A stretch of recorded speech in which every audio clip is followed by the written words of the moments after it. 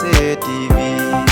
la chaîne de confiance dans la fin des temps. Pour vous guider, nous tenons à illuminer les cœurs par la lumière et la sagesse, l'éclaircissement des informations venant du ciel et la vulgarisation des enseignements du grand pôle secours de tous les temps. Médina Cher, Médina Cher, Médina Cher TV, chaîne de lumière. Médina Cher, Médina Cher, Médina Cher TV, chaîne de lumière. Médina Cher TV, Médina Cher TV, Médina Cher, Médina Cher, Médina Cher TV. waaw asalaamaaleykum ñu ngi nuyu mbokk yi teew ci barab bi yëpp di leen ziyaar di leen baalu xaq di leen baal xaq di leen wax marhaban itam ci bésu tey gii nga xam ne suñu sang bu tedd bi bu ñuy commencé ci ndigalam di Seydi Mouhamed El Cheikh al Imam al Mahdi al Muntazar mooy ko jagleel ñi mu am mu mel ni nag bés bii la ñu am ngir sargalee ko ko waajal li nga xam ne mooy bésu ëllëg incha allah laata ñuy commencé nag comme ni mu ko santaane woon ak ci ndigalam et ñuy jox rek ñiy def prestation mu commencé ko ci Cheikh Maodo Diouf le temps que mu def tuuti prestation laata suñu dernier invité bi di yegsi bu ko defee incha allah ñu def présentation bi daal di dugg ci li nga xam ne laaj na xalaat laaj na jàngat laaj na gëstu waaye itam laaj na seet laaj na settantal te mooy vie ak œuvre de Seydi Mouhamed El Cheikh dund nit nag ak lu mu jot a liggéey ci kuy dund buñ ko junjee rek li ñu waroon laaj bi am nañu problème moo tax jotaay bi am solo. Sans plus tarder kon dañuy jox parole bi kii di Seydi Mouhamed Sey di sama naataango bi nga xam ne nag maak moom ñooy présenté ndoo événement bi bu ko defee pàcc bu njëkk bi te mooy introduction bi wala présentation bi Seyda Rama Guissé war ñoo defal mu daal di koy introduire Mouhamed. salaamaaleykum mbokk yi tedd yi ñu ngi leen di nuyu di leen ziar di leen dalal ci bérébu leer bi ci bérébu barke bi macha allah donc ñu fas yéene leen présenter programme bi donc dañuy tàmbali par soxna Rama Guissé bu ñuy defal benn introduction ci guddi tey gi bu ñu paree ci introduction wam ñu daal di jàll ci suñu invité yi ñu am autour de la table daal di leen présenter bu ñu paree ci présentation bi ñu def une série de questions-réponses autour du thème la vie et l'œuvre de Maulana Seydi Mouhamed El Cheikh donc ay questions yu ñu leen di poser la ñu tontu ñu bu ñu jógee ci loolu tamit dina am yeneen groupe yoo xamante ni dinañ defal yeneen prestation avant que ñuy yegg ci dernière partie bi conclusion bi donc sans plus tarder ñu jox la parole soxna Rama Guissé Diagne mu defal ñu son discours d'introduction pour la table ronde de ce soir autour du thème la vie et l'œuvre de Seydi Mouhamed El Cheikh salaamaaleykum.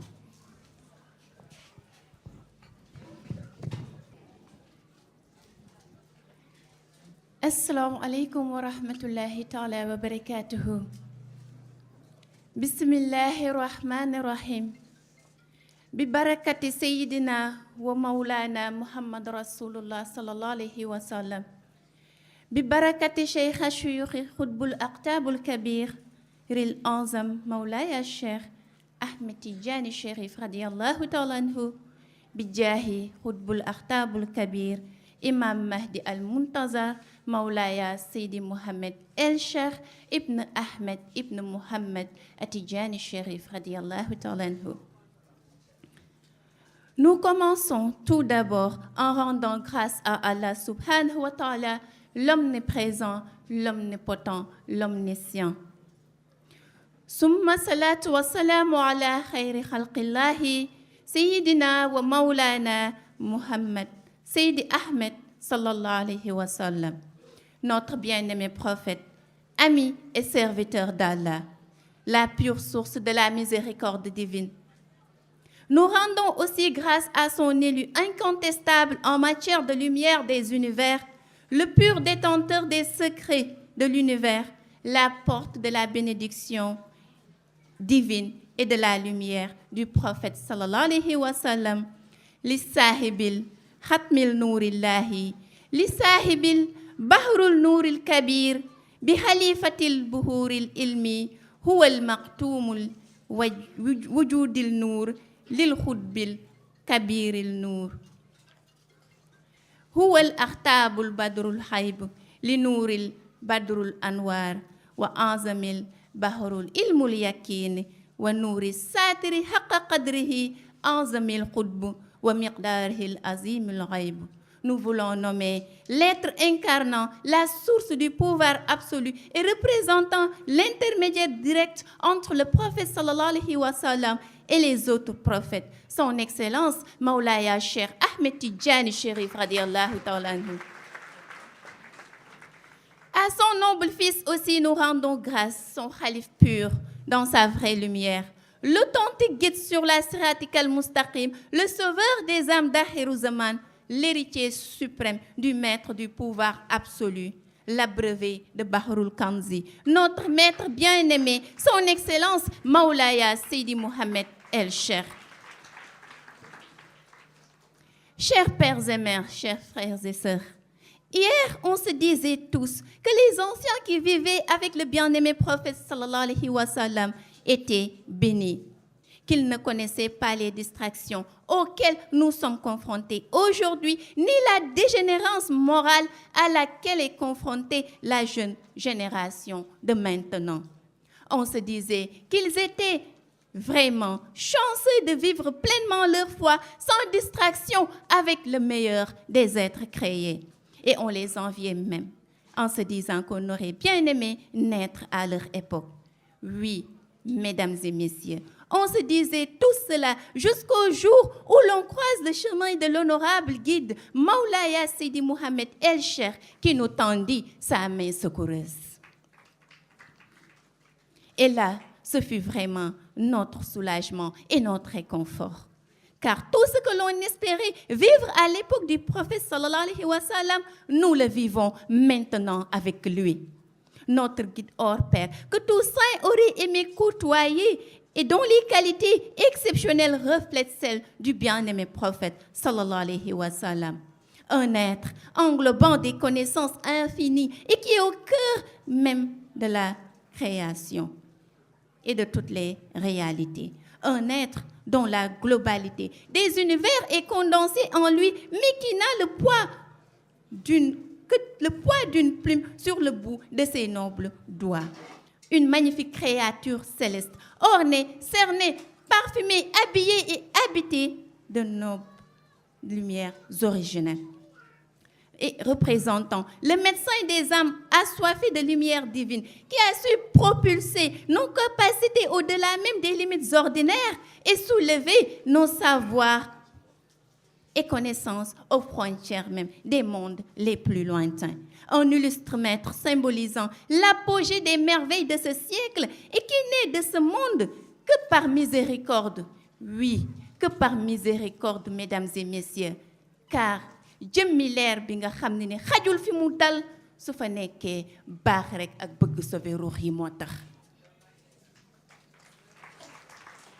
Disons donc alhamdulillah, remercions Allah subhanahu wa ta'ala de nous avoir octroyé un guide aussi exceptionnel que Maulaya Sidi Mohamed El-Cheikh et d'être tous là aujourd'hui en un jour aussi mémorable que le début de sa noble mission. Qu'il nous soit alors permis tout d'abord de souhaiter la bienvenue à nos condisciples venus partout à travers le monde pour cet événement exceptionnel. Depuis des années, on attendait tous ce jour. Un jour fatidique, un jour de bonheur, mais aussi un jour de preuve. Car avec notre honorable guide, c'est toujours preuve sur preuve.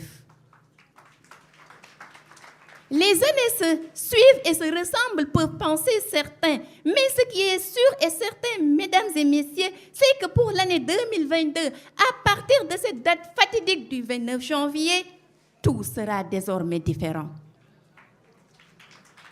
Déjà, cette présence massive constitue à elle seule un fort message. Et le jour du 29 janvier 2022 marque un point essentiel dans la noble mission de l'imam Mahdi al-Muntazar, dont le parcours mystique a débuté en 1997. Avec son rencontre avec le souverain des élus, Maulaya Cheikh Tidjani Chérif, radiallahu ta'ala anhu, accompagné de Cheikh El Hadj Omar Foutiyou. S'en est suivi la fondation de son cercle spirituel, la Dahiratul Iman, en 2004, puis la célébration de la première édition de Mawlud en 2006. L'inauguration aussi de la ville sainte de Médina Cheikh en 2009. Et puis, sous l'ordre de Maulaya Cheikh Ahmed Tidjani Chérif, son installation à Médina Cheikh Tidjani Chérif en 2010, mai 2010. La cité lumineuse qui a été promis pour accueillir aujourd'hui le démarrage de la noble mission de l'imam Mahdi al-Muntazar. Une mission qui repose sur l'idéologie de montrer à l'humanité entière la suprématie légendaire de Maulaya Cheikh Ahmed Tidjani Chérif et d'enseigner la voie de la tariqa Tidjaniya dans sa vraie réalité par la voix de celui qui ne passe jamais inaperçu, tant sur la dimension élevée de sa science et son charisme que sur sa bonté et sa sagesse exceptionnelle. L'enseignant maître de l'histoire sainte et représentant permanent de Cheikh Tidjani dans son existence absolue. Le grand révélateur des secrets, notamment ceux relatifs à l'existence d'autres mondes et d'autres cieux, pourtant jamais connus dans l'histoire, pour être enseignés dans les instituts du monde Shahada.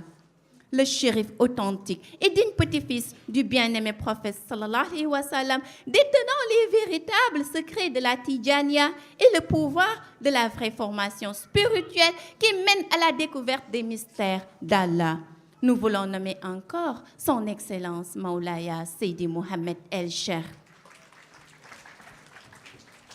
Vous savez, mesdames et messieurs, notre bien-aimé prophète sallallahu alayhi wa sallam, en parlant de l'imam Mahdi, faisait référence à la mission universelle qui viendra à une époque de désespoir pour ouvrir la justice à l'intérieur de l'injustice qui gangrénera alors le monde. Une mission périlleuse où il s'agira d'instaurer vérité et justice sur cette terre moribonde où l'injustice est partout répandue. Nous sommes aujourd'hui à cette époque et au début officiel de cette noble mission. Et quiconque côtoie notre honorable guide saura que c'est bien lui, l'honorable guide dont nous parlait le bien-aimé prophète sallallahu alayhi wa sallam. Celui qui vient pour restaurer entre les nations la paix et la justice et réconcilier à nouveau le monde musulman avec une dure arche d'alliance. Un guide calme et serein, malgré les pouvoirs mystiques qu'Allah lui a octroyés. Et d'ailleurs, rien que son charisme, ses enseignements qui toucheront bientôt chaque parcelle de cette terre et sa sagesse notoire constituent une preuve décisive de sa noble mission. Une mission dont on peut d'ailleurs être sûr à 1000% qu'il va réussir. Ndax Cheikh moo jàpp ci loxoom ni ko waxal doxal lal jëfalal ba 2075. Son père spirituel lui a tout donné. Il a préparé mystiquement aussi pour cette noble mission. Et aujourd'hui, tous ceux qui ont écouté ses enseignements ressentent au tréfonds de leur esprit, de leur âme, la lumière de sa science qui confirme inéluctablement l'originalité de sa parole, mais aussi l'authenticité de son discours en tant que le sauveur tant attendu. Un sauveur qui d'ailleurs a pu accumuler un magnifique palmarès de réalisation alors qu'il n'avait même pas encore débuté sa noble mission. et l'importance des statistiques de ces réalisations n'est plus à démontrer. Ce guide a accompli des actes qui recèlent la capacité remarquable d'un être exceptionnel à la volonté hors pair qui a la ferme décision de dérouler sa mission de la plus parfaite des manières. Et ses œuvres sont l'exercice sublime d'un esprit pur, éclairé et parfaitement bien guidé. Et nous en sommes tous témoins. Combien de gens noyés dans les ténèbres ce guide a-t-il dirigé vers l'assemblée des élus d'Allah où résonnent les Nasiril Haq bil Haq et les Talatil Haq bil Haq? Combien d'âmes plongées dans les ténèbres, dans un profond coma spirituel, ce guide a-t-il pu ranimer et mettre sur le droit chemin? Combien d'âmes loin de lui a-t-il pu guider par son pouvoir mystique? Et qui peut d'ailleurs prétendre l'aimer avec force et passer toute la nuit dans son lit à dormir. sang bu tedd bi yeesal na diine ji delloo na nit yi ci yàlla defaraat na jikko yi rafetal na comportement yi te xam nga ko mooy yeewu nga bëgg nga ko mooy yëkkateeku nga nangul nga ko mooy mat nga sëkk déglu nga ko mooy xam nga li sa morom yi xamul jege nga ko mooy leer nga naññ muy ki leeral fépp branché wu direct ci leeru Cheikhu Tijaani Chérif radiyallahu taala anhu di leeral zaman awal zaman zahir zaman axir zaman baatin sang bu tedd bi notre guide est le sauveur de cette génération, l'ultime recours même vers la félicité, et qui entre dans sa cour devient grand. Et sans aucun excès de langage, j'affirme que c'est à lui, à sa force de conviction, que nous devrons tous notre salut en cette époque sombre. Et plus qu'à jamais donc, l'heure n'est plus au repos, mais au redoublement d'efforts vis-à-vis de la noble mission de celui qui a su vivifier les âmes par la lumière vivifiante de Cheikh Tidiane. Certes, il nous reste encore un long chemin à parcourir, et ce n'est qu'en agissant avec volonté, courage, détermination, persévérance, tout en suivant scrupuleusement les recommandations de notre guide, que l'on pourra marcher avec lui dans le bon sens. Même si dans la journée, nous devons marcher sous le soleil ardent, aux pieds nus, pénétrant la dune, soyons tous prêts à le faire pour lui. Même si la poussière ensemble nos yeux, que la fatigue se lie constamment sur nos visages, que la soif étrangle nos gorges ou que nos ventres soient creux de faim, marchons avec lui. Mourons même pour lui, s'il le faut. Notre miroir doit être lui. Et notre devise, la volonté de le servir à jamais. Dans sa noble course, de répandre la justice, la paix et la sécurité partout à travers le monde et de redonner vie et vivacité à la voie Tidjane. Une noble mission qui est non seulement un cadeau, mais le dernier rempart pour l'humanité. Et nous élevons notre voix pour faire ouïr à tout le monde que tout n'est plus que question de temps. Et bientôt, Inch'Allah, tout fléchira à la force de notre honorable guide Maulaya Seydi Mohamed El-Cheikh. Celui qui gouvernera le monde avec engagement, volonté, détermination et courage sans faille. Et ceci est une chose inéluctable. Ndaxte loolu la Yàlla bëgg, loolu la Yonent bi sallallahu alayhi wa sallam bëgg, te loolu aussi mooy li neex Cheikh Tidiane. Et jusqu'à la fin du monde, celui qui est le gardien de la tariqa, ici-bas et dans l'au-delà, celui qui est venu revigorer la religion et à qui les gens s'accrocheront pour se sauver, ce sera lui.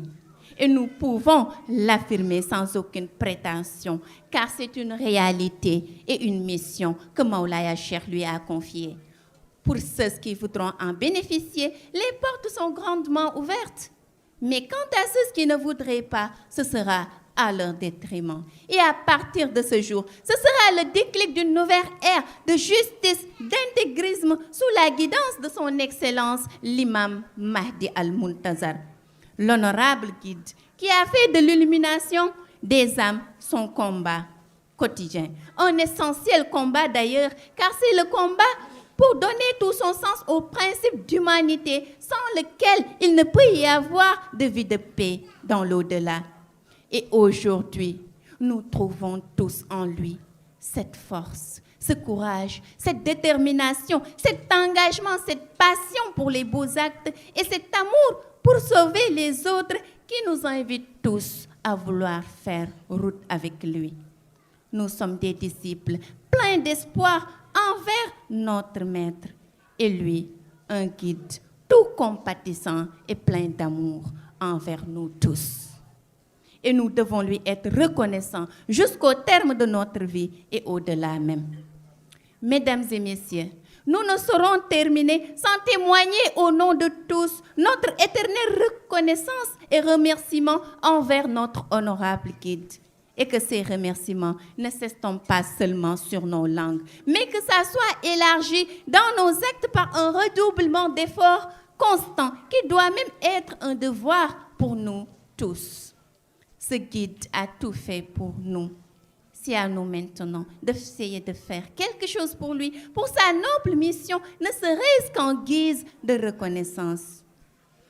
Nous nous inclinons donc tous devant son noble magnificence pour lui témoigner encore notre engagement, notre confiance, notre détermination.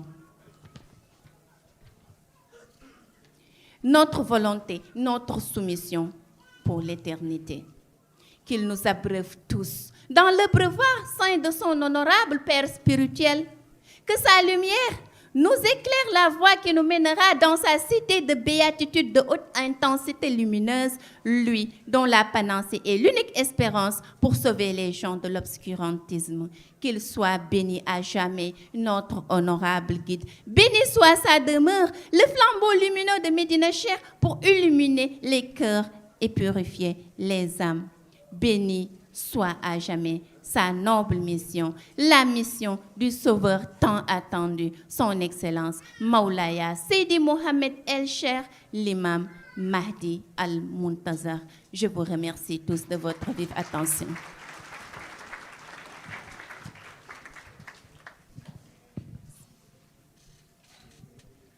Merci beaucoup, Sokhna Rama Guissé, pour ce texte lumineux et plein d'enseignements et à la fois très instructif qui retrace donc de façon très fidèle, on va dire, le parcours de notre vénéré et honorable guide, mais également les grandes lignes de ses réalisations. Merci beaucoup. Donc sans plus tarder, je vais passer la parole à Seydi Adama Ndione qui va faire la partie introductive et nous allons entrer de plein pied. Mbokk yi assalamu alaikum. Une fois de plus,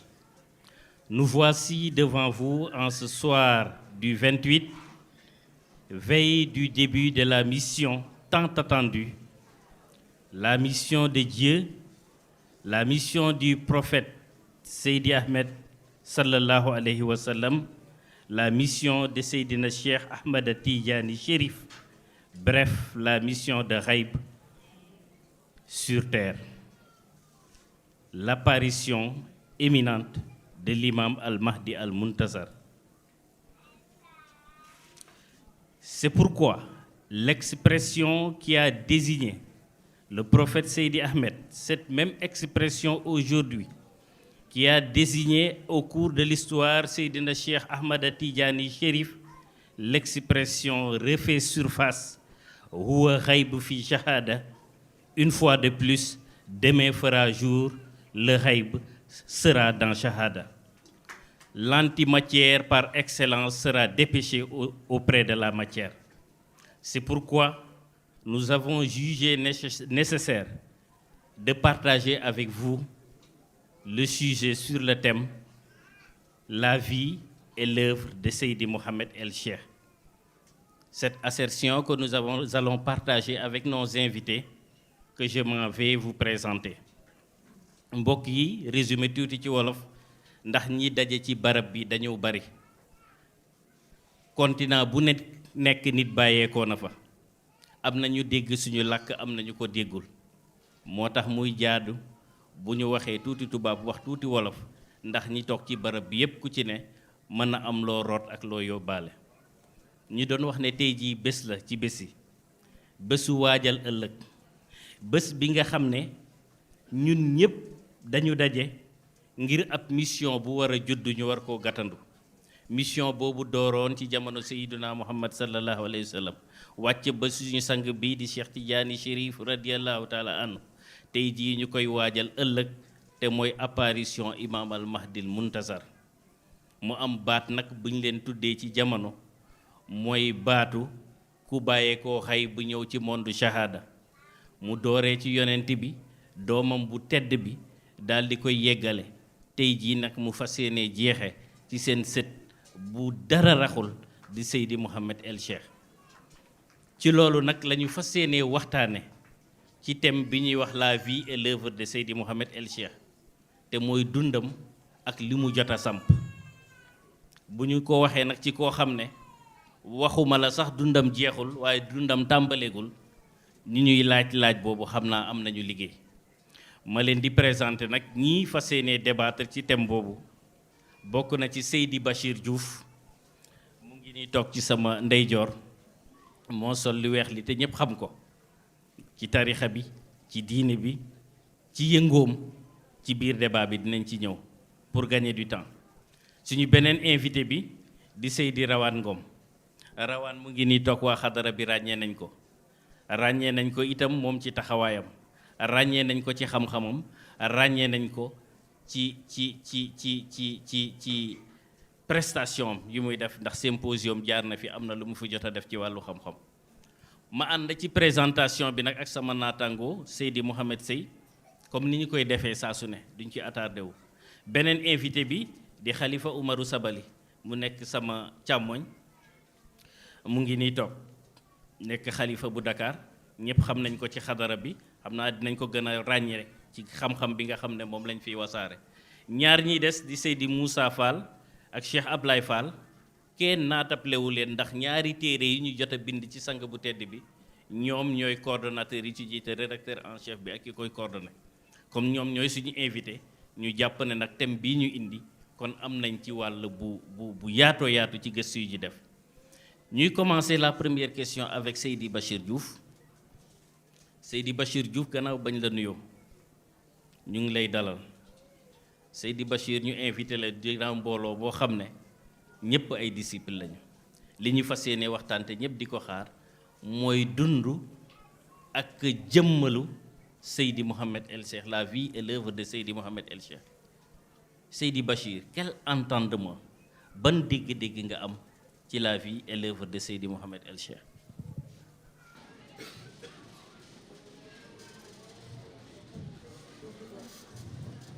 mbokk yi asalaamaaleykum barakallahu ñu ngi nuyu ñëpp tabarakallah di ci jiital ki fi teewul te teew fi muy Mawlaaya Seydi Mouhamed El Cheikh mu jël nuyoo boobu tegal ñu ko ci wéy juróom bu tedd bi Mawlaaya Cheikh Tijaani mu joxal ñu ko yonent bi sallallahu alayhi wa sallam di nuyu tabarakallahu mbooleem ñi fi teew waaye di nuyu ñi ma bokkal plateau bi tabarakallahu présentateur yi di Cheikh Adama Ndiol ak Cheikh Mouhamed Sey tabarakallahu waaye di nuyu tabarakallahu ñu bokkal table ronde bi di débat muy Cheikh Ahmed Tidiane Ngom di Hadj Rawane di nuyu al Khalifa tabarakallahu Cheikh Omar Sabali di nuyu Cheikh Moussa Fall waaye di nuyu Cheikh Abdallah Fall barakallahu di nuyu soxna Rama Gisi mi ci présentation bi am solo bi nga xamante ne tabarakallahu def na ko fi texte bu lumineux bi tabarakallahu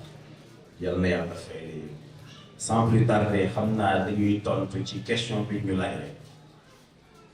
dundu Mawlaaya Seydi Mouhamed El Cheikh ak li fi jëmbat yaakaar naa buñ ko bëgg a waxtaanee dañ ci jukki rek du fi mën a xaj sax nag waaye moom dundam Mawlaaya Seydi Mouhamed El Cheikh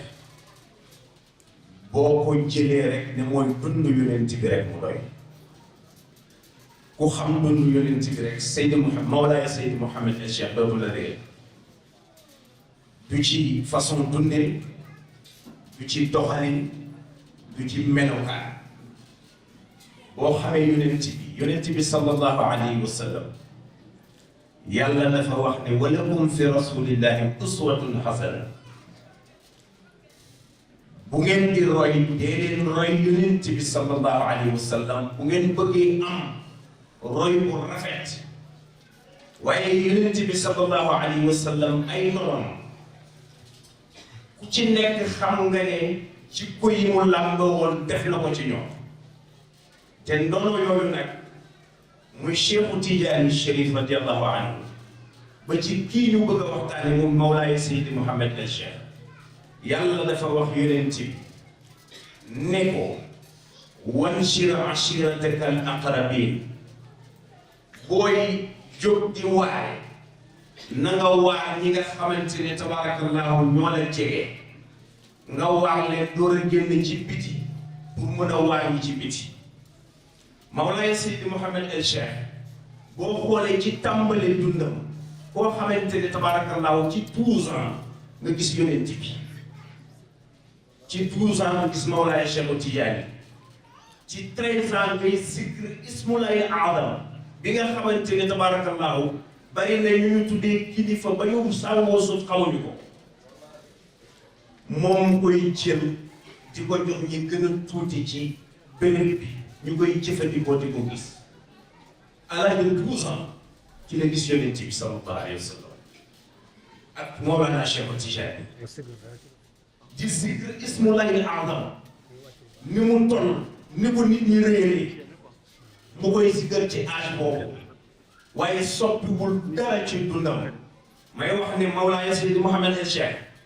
dafa yàgg bëgg diine dafa yàgg dundal diine dafa yàgg jëfal dugal nit ñi ci diine ndax jëfandikoo ci lim ñu nettali ci jaar-jaaram ci Ndar gii lim ñu nettali ci jaar-jaaram ci Ndar gii bi nga xamante ne tabarakallahu mu ngi wër jàkka yi jàkka ju tilim mu defaral waaye yi tamit yàlla def jàkka yi mosuta tardé jàkk étant jeune te boobu mu ngi jàng kenn ëppaliwu ko woon itamit xam-xam ci wàllu jàng mi doon jàng ci tubaab waaye Mawlaaya Cheikh Tijaani ci mbaaxam mu préparé ko ci dundam li mu war a dund ba moo waral tey jii dund bi ñuy dund tey ma dellu si waat encore yonent bi sallallahu alayhi wa sallam def ne yàlla def ne ko na nga waar ñi la wër ñii nga xam ne ñooy say bokk Mawlaaya Seydi Mouhamed El Cheikh yàlla indi ko mu def waxtaan ci ñi nga xamante ne mooy mag ñi ñu am ñëpp ku ci nekk mu wax ci loo xam ne dama koy wax encore une fois doom xamu ko bàyyi xamu ko sët xamu ko kenn xamu ko ci ñi mu ko waxtaan moom Mawlaaya Seydi Mouhamed El Cheikh def ci ñooñu ñëpp waxtaan ba pare nag am as tuut soo xam ne wax na ko ci jëmmi boppam Sénégal yëpp jóg kon kooku doon na yonent bi sallallahu alayhi wa sallam ndax yàlla subhanahu wa taala ba mu ne yonent bi na nga waar ñi la jege bi mu leen waaree ci la commencé am problème comme leen ngay jox gëm leen yàlla topp leen yàlla kenn la ci la commencé am problème Mawlaaya Seydi Mouhamed El Cheikh itam ba mu commencé jóg di wax di jàngale Cheikhu Tijaani ci la commencé am problème Sénégal yëpp jóg te xamuñu moom lan moo ko tax a jóg kon kooku am na luñ ko nàmpataloon loo xamante ne mu ngi ci doon jëm muy lii nga xamante ne moom lañ fas yéenee def suba insha allahu taala Mawlaaya Seydi Mouhamed El Cheikh di nit koo xam ne yàlla daf ko ràng ay jikko yonent bi sallallahu alayhi wa sallam jikko yooyu nag li tax ñu war ko mën a tudd mooy dañ ko dund ak moom xam ko ak moom kon kooku bu fekkee ne dañoo war a wax ci moom yaakaar naa ne jikkoom rek la ñuy indi nit la boo xamante ne tey ci ku fi nekk toog fi xam nga ne sa wax defaru na te ki ko defar ñëwul bu ci yow sax di ko defar waaye fu mu toog lay toog di ko defar te yaa nga fa nga nekk am na yoo xamante ne tey la ñuy door a ñëw ci béréb bi waaye ñu ngi dundoo xaqiqa goo xamante ni kenn xamul nu mu kon te Mawlaaya Seydi Mouhamed Cheikh moo ko def ci yow kon kooku tabaarakallah mission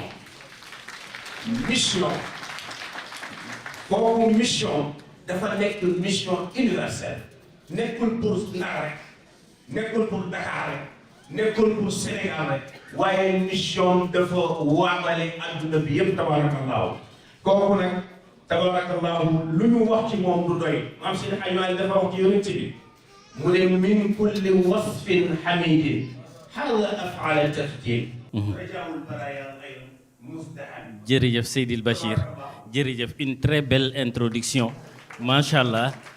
kampel nañu li nga xam ne mooy décor bi wax ñu lu bari ci ndorteelam ñu fukk at ak ñaar la mu ca jot a jaar yëpp xam naa nopp dalooti na sans plus tarder ñu daal di jox Seydi Mouhamed mu passer à la seconde question bu ko defee ñu def premier tour de table jërëjëf Seydi Bachir une fois de plus. Merci beaucoup Cheikh Adama jërëjëf Seydi Bachir. Donc nous allons tout de suite passer à notre second invité autour de cette table. Donc c'est quelqu'un qui a accompagné de très longue date Mawlaaya Seydi Mouhamed El Cheikh, un compagnonnage de plus d'une vingtaine d'années et qui a débuté sur les bancs de l'école et qui s'est poursuivi à travers toutes les réalisations jusqu'à aujourd'hui de Mawlaaya Cheikh Seydi Hadj Mouhamed El Cheikh. Donc, Cheikh Abdoulaye Fall, vous avez été au début et vous en avez vu plus que la majeure partie d'entre nous. Donc, notre question aujourd'hui, c'est de savoir, comme disent les Wolof, cin su naree neex su baxee xeeñ lan moo la jotoon a xeeñ. Quelles ont été les prémices qui vous ont permis de suivre depuis lors et de ne pas avoir changé de route, de ne pas avoir abandonné en plein milieu et de savoir que vous suiviez la bonne voie. Comment pouvez-vous aujourd'hui, comment ressentez-vous le thème d'aujourd'hui, la vie et l'œuvre de Seydi Mouhamed El Cheikh, et parlez-nous un peu des débuts de cette vie et des débuts de cette œuvre. La parole est à vous, Cheikh Abdoulaye Fall.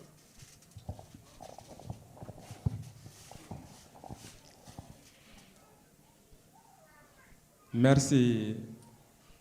Monsieur Mohamed Sey. Merci, Monsieur Ndion Adama.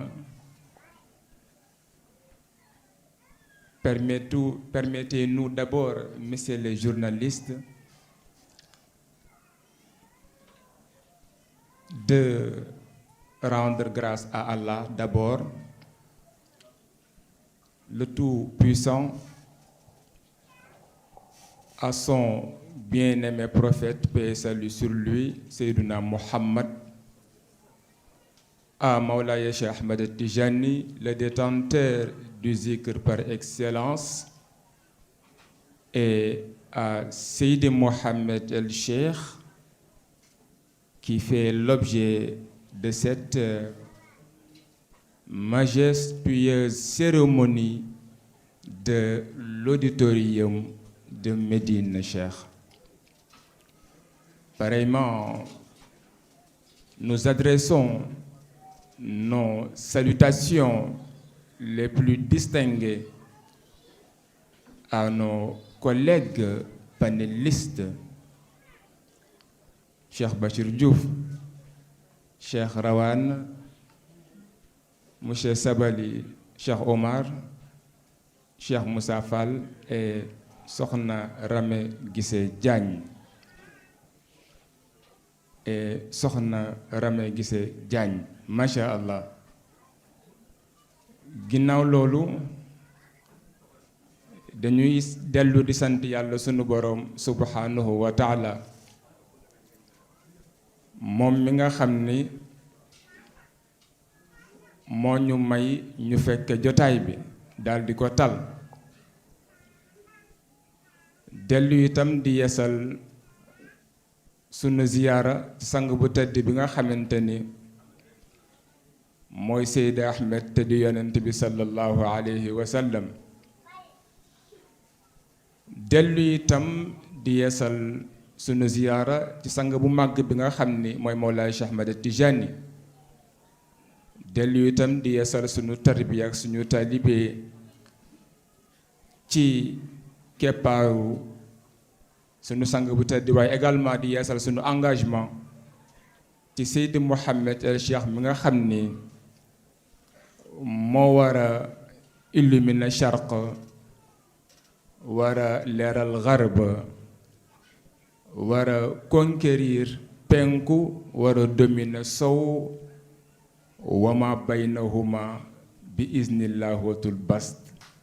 bi izni nuru satiri bi izni muhammadul habibi waaye bi izni Cheikh Tidjani. Chers frères et sœurs de lumière, compagnons et patriotes en Mahdi, j'ai envie de dire que sous le coup et l'effet de l'émotion, heureusement que c'est une mission. Su dul woon loolu, il me serait difficile de ne pas fondre en larmes à cause des prédictions d'alors de Seydi Mouhamed El Cheikh.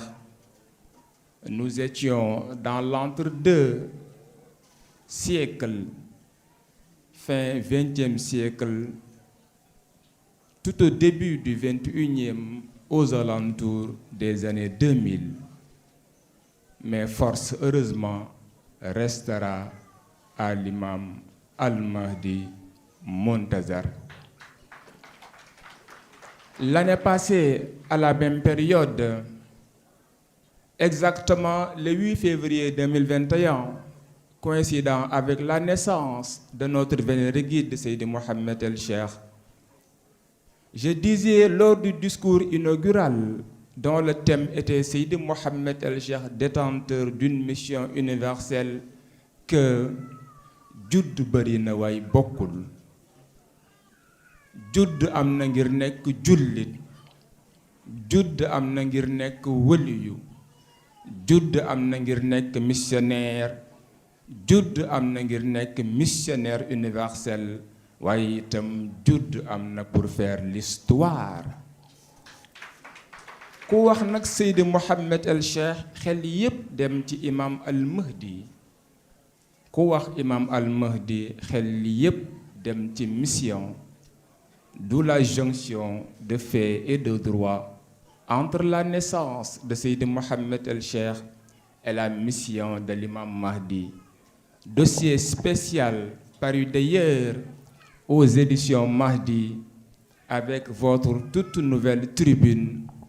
le journal du Mahdi, qui traite et met en lumière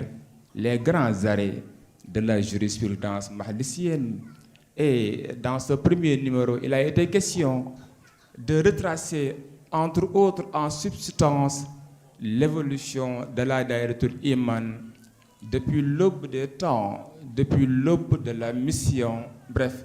de 1983 à nos jours, faisant abstraction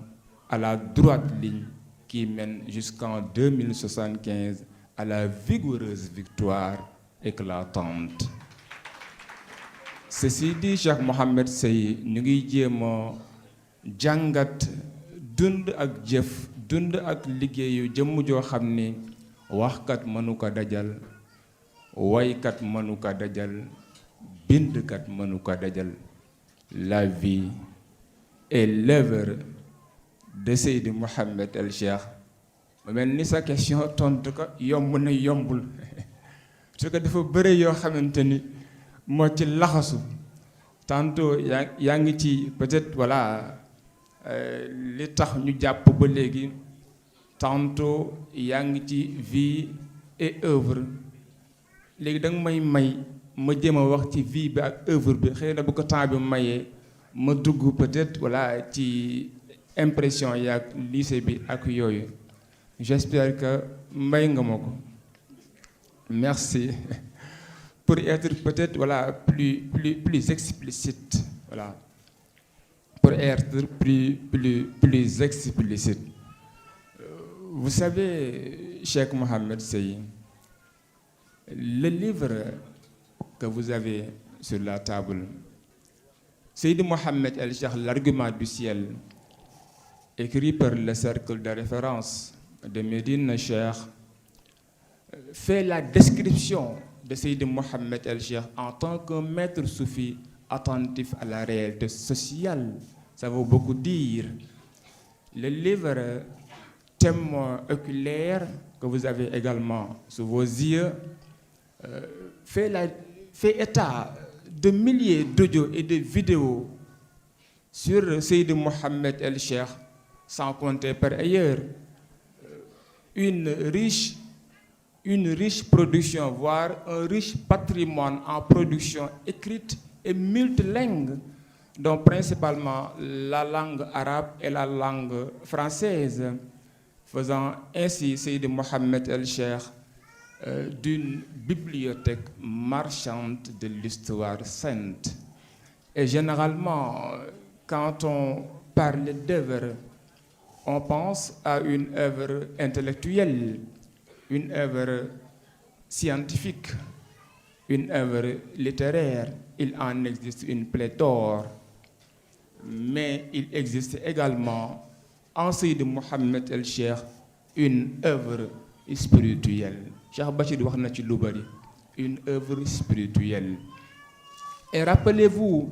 lorsque Seydi Mohamed El Cheikh disait que Mawlaya Cheikh Ahmed Tijani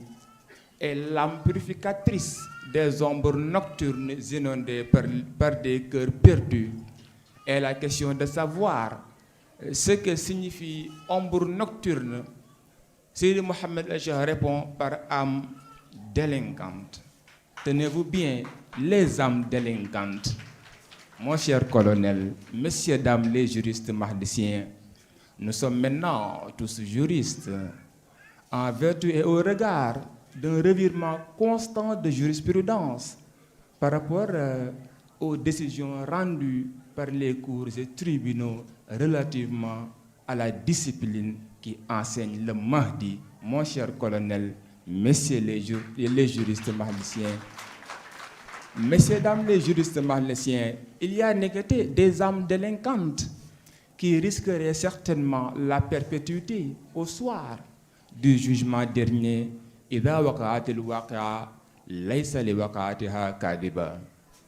Sans faire d'objection à mon propre plaidoyer, si nul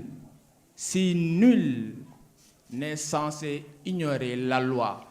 qui est une œuvre humaine, pourquoi se réfugie-t-on alors derrière l'ignorance pour tenter de justifier son innocence devant la sentence du Seigneur de la repentance?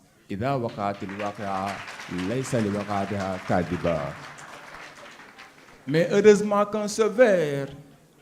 a pu intervenir en tant qu'un bouclier de protection, leur extirper de la sombreur et de la pénombre. C'est ce que confirme un grand monsieur de la littérature arabe, un penseur, Cheikh Alioune Dieye, en ces termes: bihi tabibul butunil dismi fi shabimil jahili laysa lakal ajab bi sirrihim. Aucune errance, aucun égarement ne résiste au pouvoir de guidance de Seydi Mohamed El Cheikh vers la spiritualité parfaite. Je vais devoir terminer pour ne pas monopoliser la parole. Il est dit dans ce livre Témoin oculaire que Seydi Mohamed El Cheikh, du haut de son royaume, ne cesse d'étonner et d'émerveiller le monde. Entendez par royaume cette république mystérieuse de Médina Cheikh Ahmed Tijani. Entendez par haut sa résidence, sa belle et lumineuse résidence, surveillée par les anges gardiens du cercle restreint, là où Seydi Mohamed El Cheikh ne cesse d'étonner et d'émerveiller le monde. Voilà, Cheikh Mohamed Sey, une démonstration de pouvoir spirituel au boulevard de la dimension mystique de Seydi Mouhamed El Cheikh, même si l'on sait que l'ère des grands miracles débute demain, samedi 29 janvier 2022, à l'heure où retentit l'hymne de la révolution des Lumières.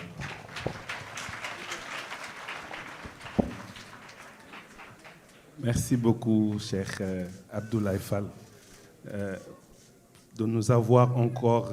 promenés dans les méandres des lumières de Médina Cheikh et dans les profondeurs insondables de la grandeur de Maolaya, Cheikh Seydi Mouhamed El Cheikh. Merci beaucoup. Donc, je vais passer la parole à Cheikh Adama qui va introduire notre prochain invité. Jërëjëf Cheikh Ablaye kon mbooloo mi yéen a ngi dégg entendement bi nga xam ne moo am ci la vie et l'œuvre de Seydi Mouhamed El Cheikh ku ci nekk fi ngay tibbee ak sa morom daanaka du bokk wala bu sa morom tàmbalee mën nga koo yeggaleel ci cadre boobu la ñu fas yéene continuer ñu jox la parole à Khalifa Oumarou Sabali mu daal di ñuy dellu si rek ñàkkul moom it mu am beneen dégg-dégg wala lu mu mën a dolli ci dégg-dégg ñu jote intervenir ci baatu la vie et l'œuvre de Seydi Mouhamed El Cheikh bu ci noppee nag mu defal ñu lien bi entre vie ak œuvre boobu waaye itam naka la ko réussir tey ji ba muy drainer partout des foules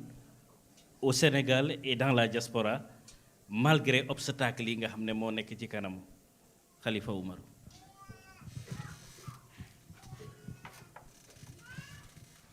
Assalamu alaikum. Nos sincères salutations à nos condisciples qui sont ici présents. Nous leur souhaitons à tous la bienvenue. Je me permets d'adresser mes ziars, mes salutations, notre amour à notre bien-aimé guide, Maulaya Seydi Mouhamed El Cheikh, Ibn Ahmed, Ibn Mohamed Tijani Sherif radiallahu anhu. Nous adressons également nos ziars à la meilleure des créatures, Seydi Ahmed sallallahu alayhi wa sallam, au pôle secoureur de tous les temps, Maulaya Cheikh Ahmed Tijani Sherif radiallahu anhu. Et par la suite, nous rendons grâce à Allah de nous avoir donné la chance d'être aujourd'hui en ces lieux. Car être ici en ce moment est vraiment une bénédiction d'Allah. Et nous disons Alhamdulillahi Rabbil Alamin de nous avoir permis d'être là parmi les élus, parmi les choisis. Masha'Allah, cher Adama, pour votre question. Parler de la vie et de l'œuvre de Seydi Mouhamed El Cheikh me donne l'impression que nous parlons d'un personnage légendaire qui a vécu 1000 ans ou bien qui a vécu 2000 ans dans l'histoire. Et ce que nous retenons, nous tous, la plupart des gens qui sont ici, ont connu Seydi Mouhamed El Cheikh à partir de 2016. Donc ça fait à peine 6 ans pour la majeure partie ont connu Seydi Mouhamed El Cheikh à travers Internet.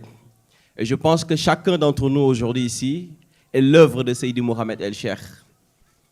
Nous sommes tous l'œuvre de Seydi Mouhamed El Cheikh, car ce qui est parfait en nous actuellement, c'est Seydi Mouhamed El Cheikh qui l'a fait. Donc, cher Adama, si vous me le permettez, je me permets de paraphraser Alphonse Lamartine. Il dit, si la grandeur du dessein, la petitesse des moyens, l'immensité du résultat sont les 3 mesures du génie de l'homme, qui osera comparer humainement un grand homme de l'histoire de ces 10 dernières années ou encore plus loin, Seydi Mouhamed El Cheikh. Je me permets de faire cette analogie, car si Seydi Ahmed, le prophète sallallahu alayhi wa sallam, est l'archétype, Seydi Mouhamed El Cheikh est un modèle original parfait. Maintenant, par rapport au fait que vous me demandez quelle est la particularité de Seydi Mouhamed El Cheikh,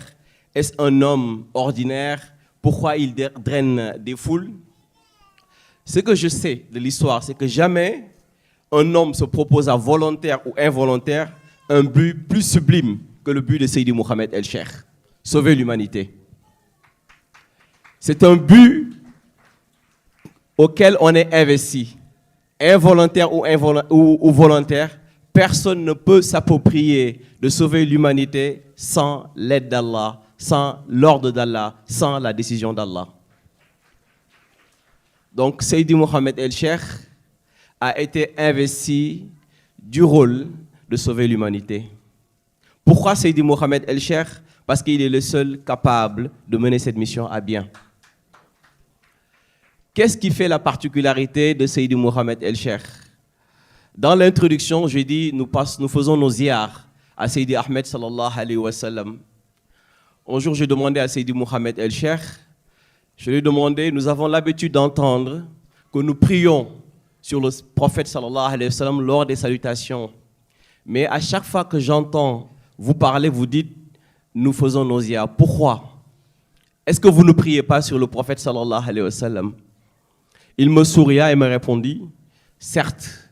notre prière sur le prophète sallallahu alayhi wa sallam est perpétuelle. Mais les ziyars que nous nous adressons, c'est parce qu'il est en nous. Ah, Seydi Ahmed ne nous quitte jamais. C'est pourquoi nous lui adressons nos ziyars. Donc vous me demandez, en quelque sorte, de parler de la vie, de l'œuvre d'un homme qui incarne Seydi Ahmed sallallahu alayhi wa sallam. Donc je reprends ce que Seydi Bachir a dit tout à l'heure. Parler de la vie de Seydi Mohamed El-Cheikh, c'est parler de la vie de Seydi Ahmed sallallahu alayhi wa sallam, sans commune mesure. Vous me demandez aussi pourquoi Seydi Mohamed El-Cheikh draine des foules. Seydi Mohamed El-Cheikh n'a jamais cherché à drainer les foules. Seydi Mohamed El-Cheikh n'a jamais cherché à avoir des disciples.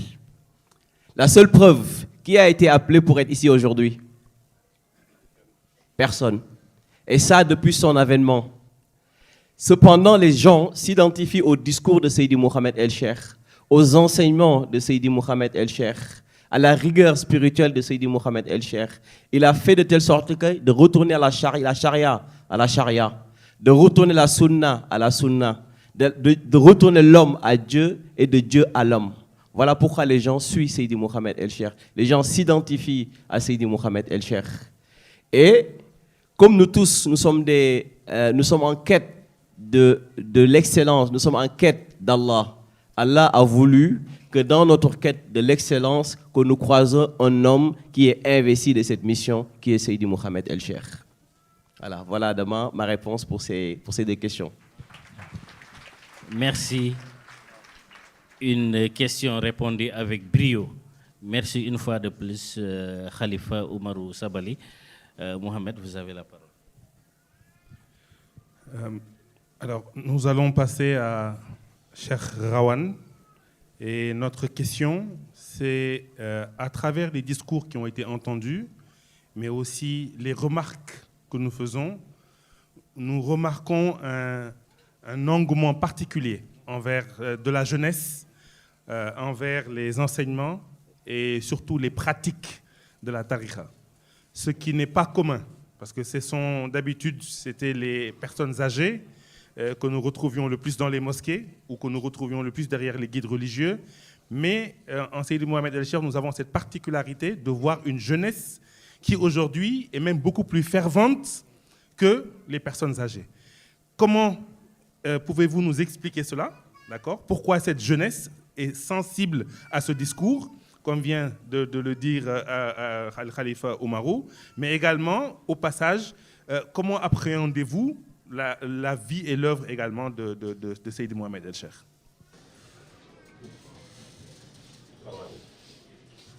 Assalamu alaikum. Macha Allah, fa tabarakallah. maa ngi nuyu mbokk yi fi daje yëpp ci jiital sànni bi bu ñu ko nuyoo ziyaara ko toftal ñi ñu fekk ci béréb yëpp macha allah mu daal di matale xam naa ni may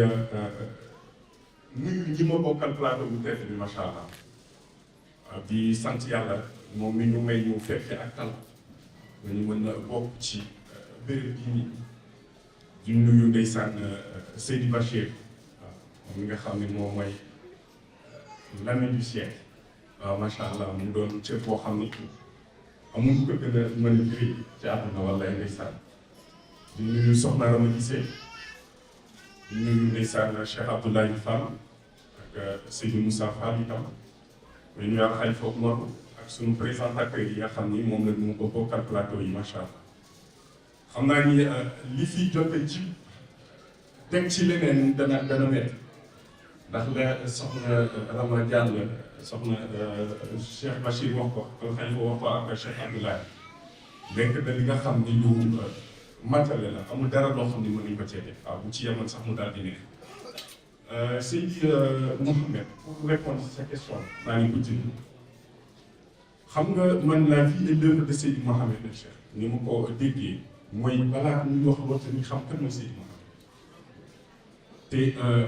maanaam mooy ki nga xam ne mën na ni xam nañu ko xamuñu waaw parce que nit ku nekk bu nekkoon million fii ku ne am na facette boo xam ne moom nga xam ci moom ndax ku ne def nañ ci yow loo xam ne def ko ci sa morom loo xam ne lu particulier et ku ne relation bi nga am ak moom itam ak relation bi mu am ak keneen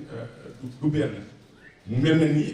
maanaam dafa dellu ci wàllu uluhiyya uluhiyya yàlla relation bi mu am ak Seydi Bachir wala bi mu am ak Khalifa bi mu am ak keneen du benn waaye ku ne rek ngir am dégg-dégg am ci yàlla mu wuteeg dégg-dégg sa morom am ci yàlla. ma ni Seydi Mouhamed El Cheikh mooy ki nga xam ni moom la yonent bi annoncé ay sièges nga dana ñëw waaw bu ñëwee joxe tegtal ne dana tudd Mouhamed dana mel nangam dana mel nangam ak nangam nit ñi depuis yonent bi wax ko ba léegi yonent bi dafa dëgg rek ñu commencé désigner ay nit waaw naan jiw moom la jiw moom la jiw moom la boo xoolee boo demee par exemple Sénégal bi balaa may dem ci yeneen bi ñaata ñoo fi déclaré ne imam am na ku ci fan yii ku nekk ci dëkk yi nii maanaam daal macha allah boo demee ay dëkk yu mel ni Iran dañoo am ay prison yoo xam ni ñii woote imam al mahdi moom lañ ci dugg ba ñu mujjee def xayma bu gën ko wàññi waaw mu doon loolu nga xam ne du doy waar du jar tàngaat Seydi Mouhamed El Cheikh mooy ki nga xam ni moom la yonent bi annoncé ci benn wàll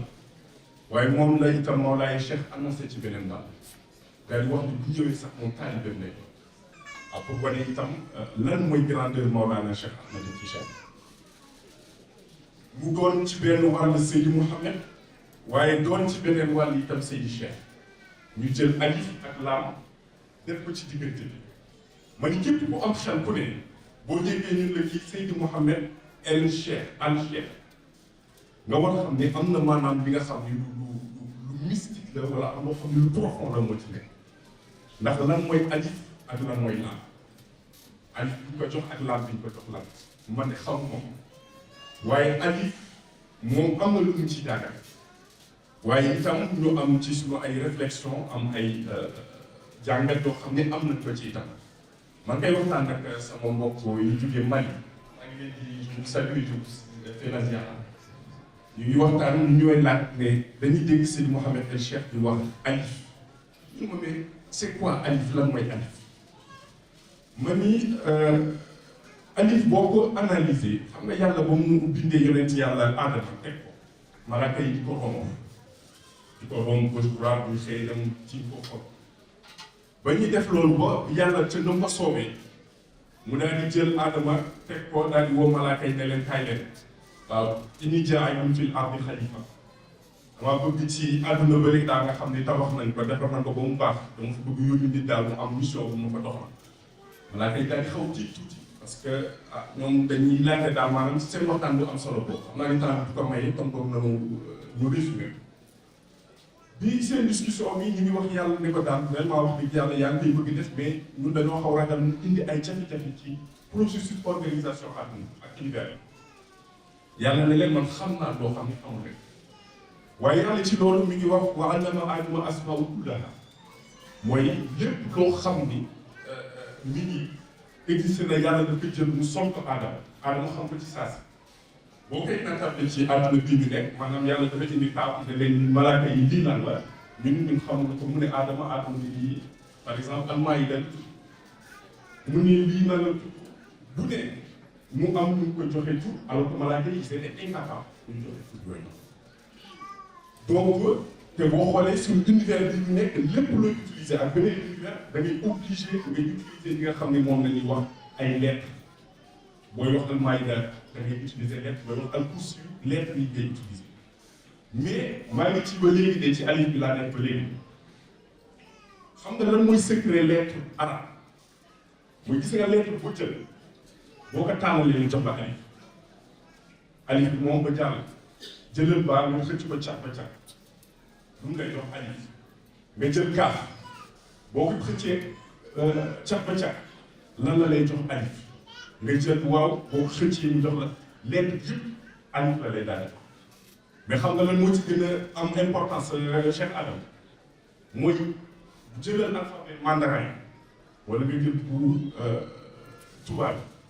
wala nga jël alphabet bu mënti doon ci àdduna lettre boo leen tuddee yëpp alif la lay mu lay wan ni la alif ci boppam mooy li nga xam ne mooy secret univers mooy secret bi nga xam ne moom la yàlla sax am lu mu mosaloon yonent yàlla Adama ba mu am ci mën tibb pour mën suuf li nga xam ne moom mooy malaaka yi ci seen waxtaan boobu nga xam ne ñu waxtaan mais xam nga itam pour résumer boo jëlee lettre arabe ci alif ba ci chine bu ne dafa am benn chiffre boo xam ne moom lañ ko jox alif bi 1 la baa bi 2 la ngay dem noonu ba chine 1000 la boo ko additionné yëpp de alif ba ci chine mi ngi lay jox chiffre bi ñuy wax 5995 5995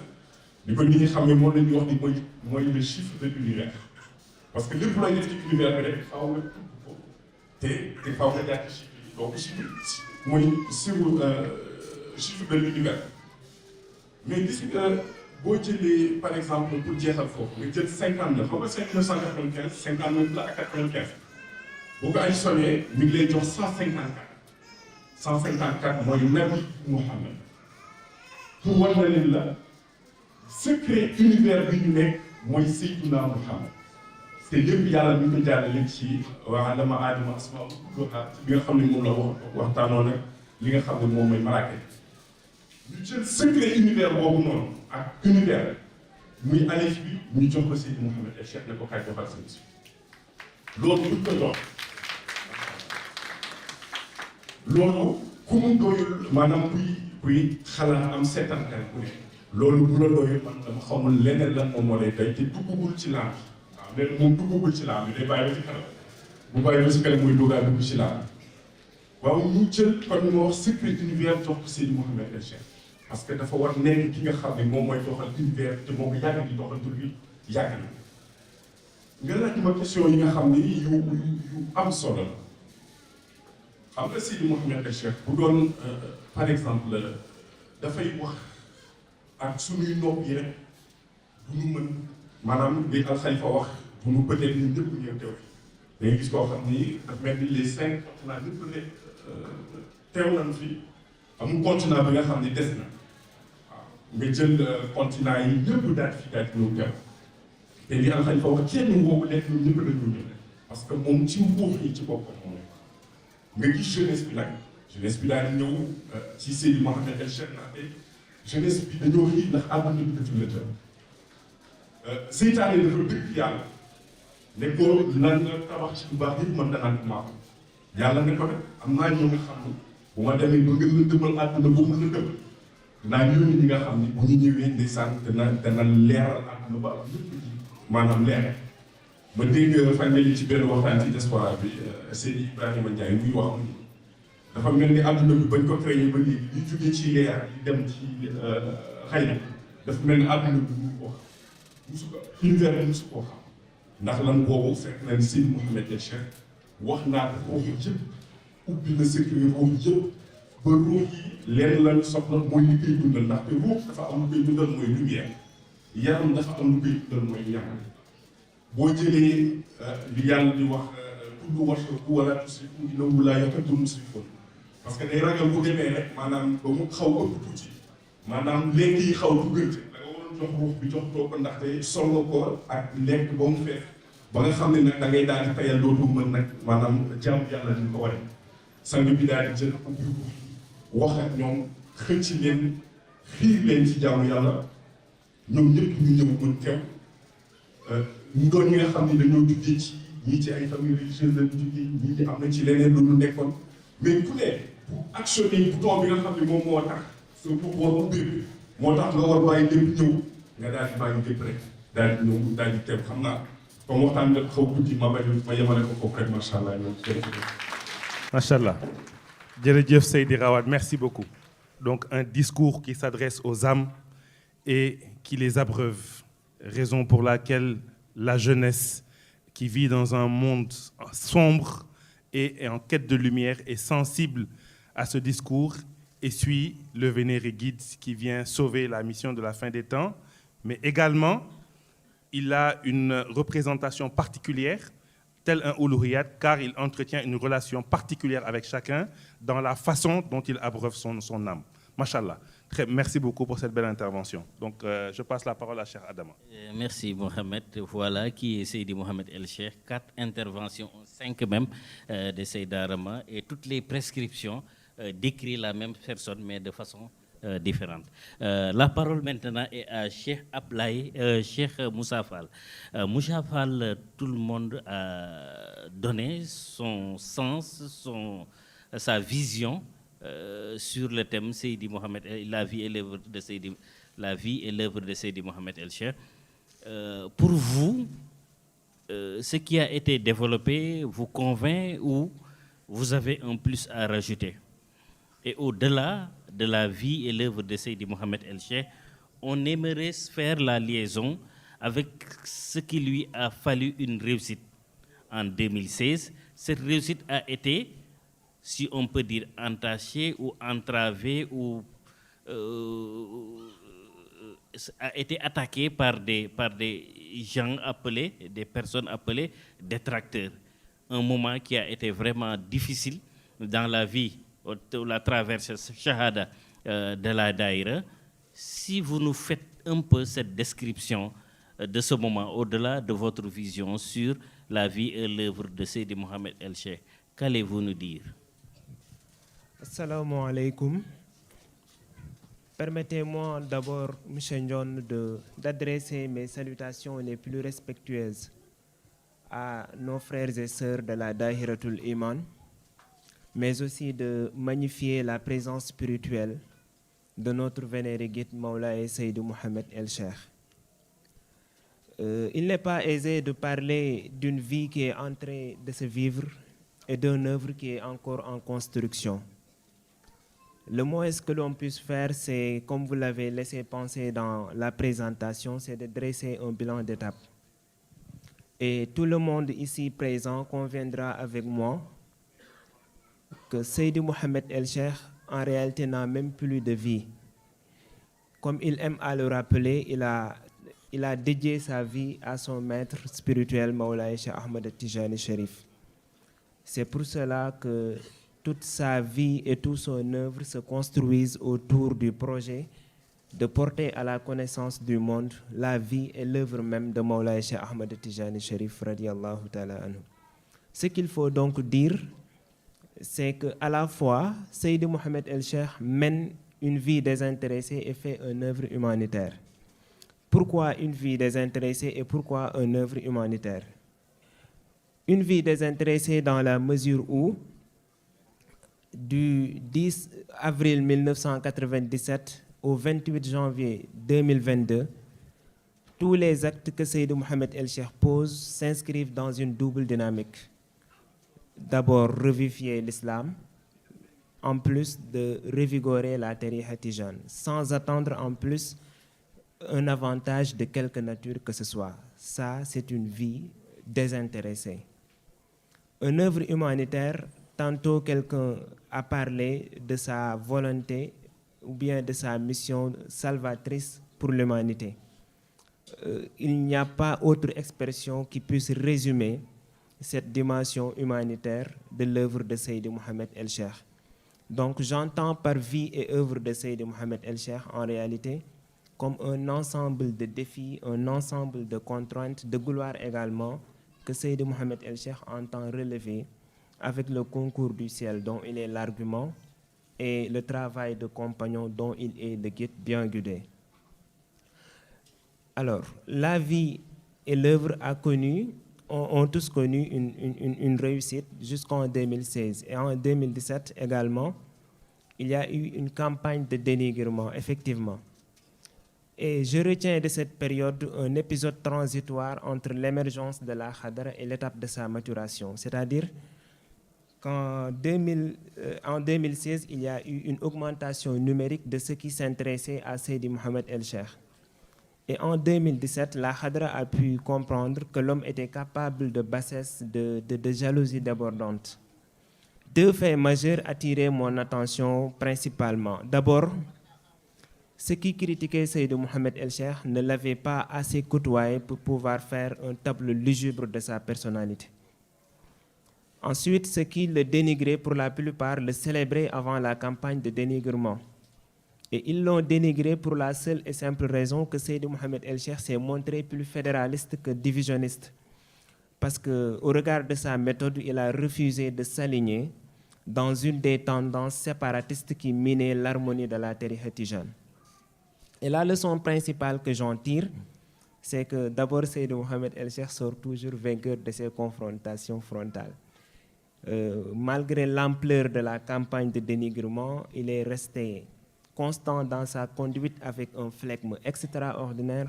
et le temps, en excellent juge, lui a donné raison. D'ailleurs, juste après la campagne de dénigrement, on a noté de nouveau une réelle augmentation numérique de la Khadra avec une structuration plus systémique. Pour dire qu'en réalité, l'ennemi nous a forgés. C'est en raison de la formation que nous recevons ici à Médina Cheikh. On est préparé dans les moments de crise, dans les moments troubles. C'est dans ces moments que nous nous montrons plus fermes à défendre la cause et l'identité mahlicienne, encore plus fermes à combattre ceux qui refusent la vérité de s'éclater pour des motifs souvent basés sur des calculs d'opportunité. Je vous remercie. Merci, Cheikh Moussa Fall. Une réponse vraiment brève, une réponse concrète, une réponse précise également sur la vie et l'œuvre, mais également sur cette période difficile, entre guillemets, et les leçons de morale, les leçons de résistance et des leçons de perspective que la daïra en a tiré. Pour ñu continuer ñu delluwaat ci Cheikh Bachir Diouf waaw Cheikh Bachir ñu yàgg la ràññee ci wàllu diine nekkuloo ci ndondi nga yàgg itam fréquenté xadara tijaniya ñu gën la ràññee ci Tiwaawan nga jege woon lool sax Serigne Mansour Sy borom daara ji radiyallahu taala anhu tey jii flairu mission bi nga teel koo décelé dañu la bëggoon laaj loolu naka la dikkee naka nga découvrir missionnaire bi ñuy waxtaane tey dundam vie am ak œuvre am moom la ñu bëggoon nga indil ñu ci ay leeral. barakallahu di wax rek asalaamaaleykum di ñëw di tontu ci question bi nga xam ne laaj nga ñu ko dëgg la yàgg nañu ci këru diine yàgg nañu ci diine ndax ci lañ judd màgg ci yaru ci tabarakallahu ba tabarakallahu xam ci lu bari waaye yàlla dafa def loolu moo ñu dimbale sax pour ñu mën a xam Mawlaay Seydi Mohamed El Cheikh ndax bu fekkee ne naa fekk bu fekkee ne aada emporté wuñu bu fekkee ne itamit dëgg rek la ñuy wax dund bi ma dundal kilifa yi ma dundal xam ni ñu dundee moo ma projeté ba ma mën a xam Mawlaay Seydi Mohamed El Cheikh lii mu nekk dëgg la wala dëgg la dëgg la fii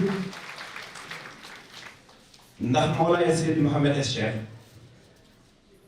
dama ko xam ci jikko yu tedd mu nekk koo xam ne lu la réer ci mag ñi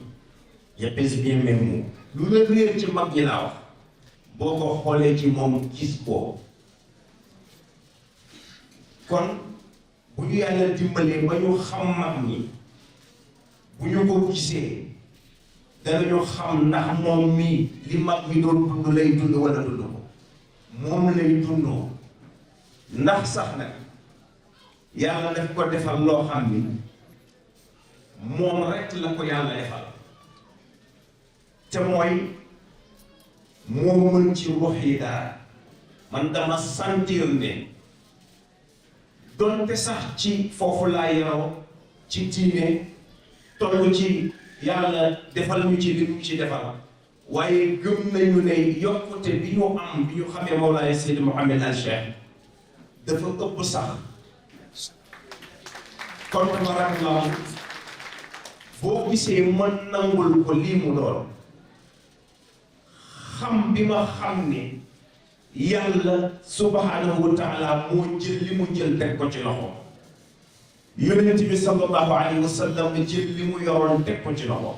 waaye Mawlana Cheikh Tidiane bi nga xam ne Cheikh Moussa Fall li mu wax léegi dëgg la Mawlaay Seydi Mouhamed Al Cheikh amul vie yam yëpp Mawlaay Seydi Cheikh Ahmed Tidiane Chérif la bu tuddee Cheikh rek am na lu bëgg kon tabarakallahu loolu noonu ma gis ko mu koy doxal ci doxalin boo xam ni dama jàng yonent bi sallallahu alayhi wa sallam dama ko jàng dama jàng ay jikko dama jàng ay melokaanam dama jàng xam-xamam yooyu yëpp nag ma gis ko ci Mawlaay Seydi Mouhamed Al Cheikh kon bu ma naafeqoon te dëgg rek tax maa jóg kon est-ce que du ma ne Mawlaay Seydi Mouhamed Al Cheikh yaa fi ne loolu rek la bu ñu nekk kon tabarakallahu loolu nag laa bëgg ñëpp xam ko parce que léeg-léeg sax am ñu may kii naan ma yow fi nga toll ni nga toll ma ne leen toll ma nen man ba ma xamee ne am naa sax lu ma yàlla jox mooy bi ma xamee Seydi Mouhamed Al Cheikh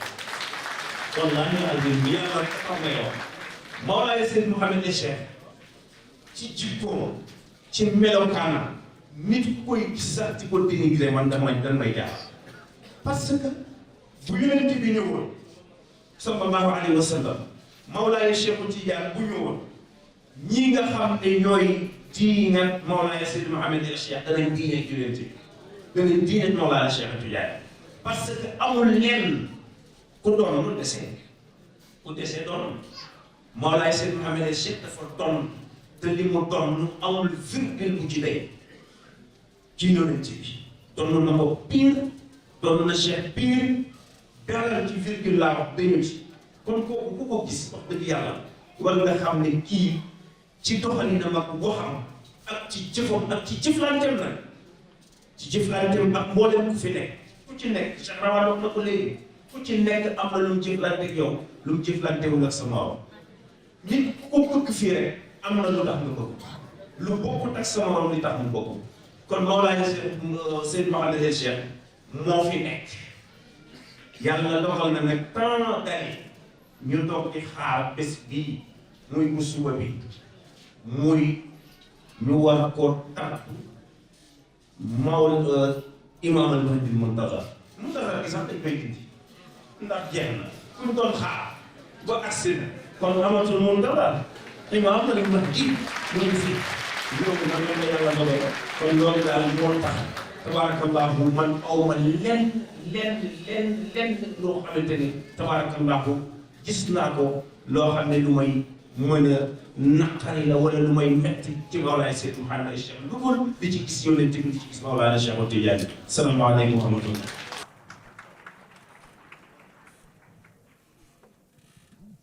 jërëjëf Seydil Bachir sans plus tarder ñëpp tàccu nañu ce qui veut dire que réponse bi satisfaire na leen am na itam enseignement yu rëy yu ñu ci mën a tirer ndax mu ngi ñuy artu pour suba waaw bu événement bi weesoo ñu dindi al muntazar ndax yegsi na jërëjëf Seydil Bachir. Donc nous allons continuer le tour de table pour essayer de boucler rapidement parce qu'il commence à se faire tard et c'est demain la grosse journée. Donc, nous allons passer à Cheikh Abdoulaye Fall, Inch'Allah. Donc, pour la question suivante. Cheikh Abdoulaye Fall, vous nous avez décrit, et comme tous les participants à cette table ronde et à ce panel, un personnage pétri de qualité, un personnage multidimensionnel,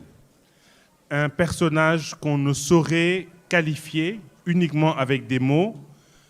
tellement il est pétri de qualité humaine, de qualité mystique, de qualité religieuse, d'orthodoxie. Cependant, nous avons noté que le proche entourage, ou du moins la ville de Saint-Louis, où la mission a démarré, n'est pas complètement acquis à la mission. Cela est-il dû au fait qu'on dit qu'on n'est jamais prophète chez soi? C'est cet adage qui vient se répéter, ou il y a une autre raison? Donc, au regard de votre participation à la mission depuis un bon nombre d'années, quel enseignement pouvez-vous en tirer et partager avec nous sur ce constat et sur cet état de fait? Masha'Allah, Cheikh Mohamed Sey, ci question bi mu mel ni baat bi nga wax defe naa ni nul n'est prophète chez soi noonu nga ko waxee tubaab moo ko waxee noonu mu mel ni règle la waaye peut-être ci Seydi Mouhamed El Cheikh am na exception te exception boobu sous le contrôle des juristes ñoom Moussa Fall du man maa ko soulever waaye Cheikh Malick Ba magu sang bi moo ko wax ci benn émission ni Seydi Mouhamed El Cheikh def na l'exception parce que macha allah ay qualité am ak melokaanam tax na entourage immédiat wam naw ka ba topp ko macha allah ci yoon bi nga xamante ni moom mooy yoonu Mawlaay Cheikh Ahmed Tijani te Seydi Mouhamed El Cheikh dafay faral wax naan moom mi ngi bokk ci tariqa qadiriya. C'est vrai que Saint-Louis ba léegi nit ñi ñu ngi adhéré mais ba léegi des na d'ailleurs dossier bi lu ci bëri journal bi du moins lu ci bëri wax na ko pratiquement question yi ñu fi kii yëpp traité na ko et même yi nga xam ne jotuñu ko kii macha allah seulement dama tënk mais pratiquement évolution bi yëpp tënk naa ko macha allah sans faire de jugement de valeur avec la manière mais malgré loolu Seydi Mouhamed El Cheikh nekk ko patient. Pourquoi patient? Parce que dafa xam fa mu jëm. Gis nga, je vais vous raconter une petite chose. Muy le nom Seydi Mouhamed El Cheikh, turu Seydi Mouhamed El Cheikh mi nga xamante ni moo waral jotaay bi. Seydi Mouhamed El Cheikh créé na xadara bi ñëpp xam nañ ko en 2004. Kenn daaw ko woowee Seydi Mouhamed El Cheikh. Mu nëbb tur boobu ñu naan ko sang bi Seydi Cheikh lañ ko doon wax commencement bi au début Serigne Cheikh Seydi Cheikh ak yu ni mel ba jamono dox baatu sang bi ñu naan ko sang bi ba jamono doxaat mu doogay dévoiler officiellement turu Seydi Mouhamed El Cheikh alors que ñu bu ñu nekkee en classe de 3e mos na dévoiler tur bi une seule fois. On était en classe. Un jour mu jël benn feuille bind ci association des élèves musulmans de la 3e M1B bind 1 Seydi Mouhamed El Cheikh bind 2 Imam Ablaye bind 3 jàlle ci ginnaaw man j'étais trop criant lu ma daan gis dama ko daan laaj mais exceptionnellement laajuma ko pourquoi. naa Cheikh Babacar dina kontaan ci li may waaj a wax Cheikh Babacar El Cheikh parce que sang bu tey bi daf ma daan faral wax naan ma voilà urul ay nii jour iid yi jour yu ci mel ni korite ak tabaski voilà dañuy génn sëpp ci seen balcon yi di xool seeni borom kër ci monde shahada di leen woowe ay tur yu neex muy tur ya nga xamante ni moom lañ leen di woowe ëllëg ca aljanna ma ne tur bii xam naa mooy tur ci tur yooyu la bokk moo tax jotuma ko laaj jamono di dox